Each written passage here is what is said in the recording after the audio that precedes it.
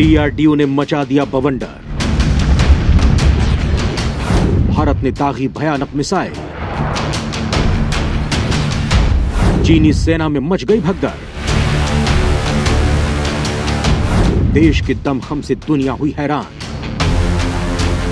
दोस्तों, लगातार भारत की ताकत बढ़ा रहे डीआरडीओ ने एक बार फिर धमाका कर दिया है।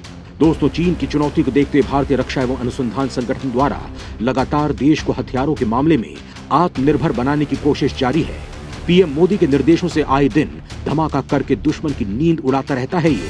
इसी बीच उसने एक बार फिर ऐसा बवंडर मचाया है कि दुश्मन देशों की नींद उड़ गई है और चीन में दहशत का आलम है।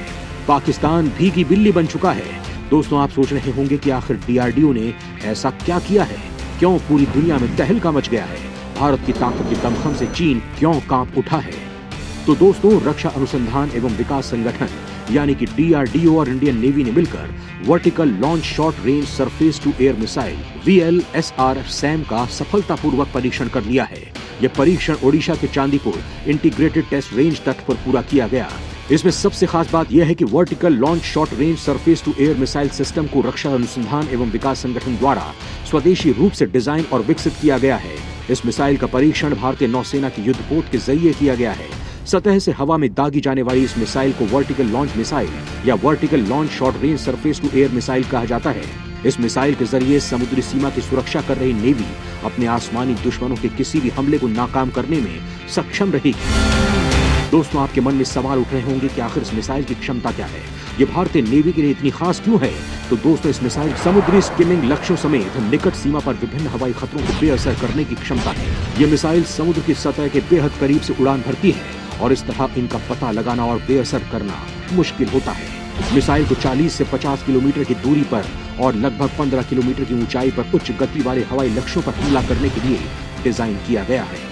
लॉन्च के दौरान फ्लाइट पाथ और व्हीकल परफॉर्मेंस पैरामीटर्स की निगरानी उड़ान डेटा का उपयोग करके की गई है, जिसे विभिन्न रेंज के उपकरणों जैसे radar, electro optical tracking system और ITR चांदीपुर द्वारा तैनात टेलीमेट्री सिस्टम द्वारा कैप्चर किया गया है। इस प्रक्षेपण की निगरानी रक्षा अनुसंधान एवं विकास प्रयोगशाला DRDL अनुसंधान केंद्र इमारत RCI हैदराबाद और R&D इंजीनियर्स पुणे जैसे सिस्टम के डिजाइन और विकास में शामिल विभिन्न DRDO प्रयोगशालाओं के वरिष्ठ वैज्ञानिकों द्वारा की गई है।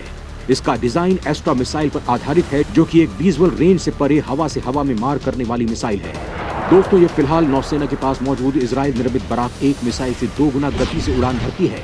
इसकी गति परीक्षणों में 5556 किलोमीटर प्रति घंटा तक आंकी गई है, जो फाइटर जेट से भी 2 गुनी है।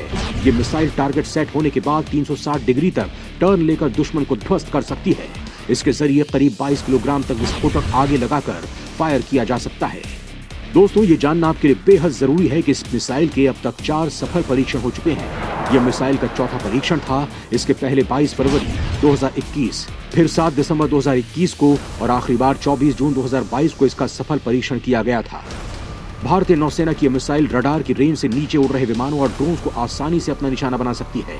इसकी गति इतनी ज्यादा है कि फायर होने के बाद यह दुश्मन को भनक लगने से पहले टारगेट तक पहुंच जाती है।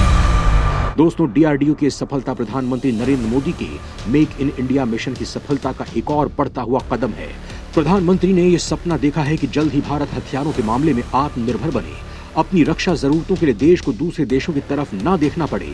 इतना ही नहीं, देश दूसरे देशों को भी हथियार बेचकर अर्थव्यवस्था को मजबूती दे और देश के युवाओं के लिए रोजगार के नए अवसर निर्मित करे। प्रधानमंत्री के सपने को पूरा करने में डीआरडीओ पूरी ताकत से लगा हुआ है। तेजस फाइटर जेट और Bharat supersonic cruise missile BrahMos दुनिया को अपना दमखम दिखा रही है। इसके अलावा अब भारत ब्रह्मोस 2 जैसे घातक मिसाइल बनाने जा रहा है, जो ब्रह्मोस का एडवांस वर्जन होगा। हालांकि भारत इसे किसी दूसरे देश को नहीं देगा। वहीं युद्धों में मानव रहित सिस्टम की एंट्री को देखते हुए भारत को ड्रोन हब बनाने के मिशन में पीएम मोदी जुटे हुए हैं। वहीं डीआरडीओ घातक M का फाइटर जेट बना रहा है, जो दुश्मन देशों में बवंडर मचा देंगे। तो दोस्तों, भारत के रक्षा एवं अनुसंधान संगठन की इस बड़ी उड़ान पर आप क्या कहना चाहेंगे, बताना ना भूलें।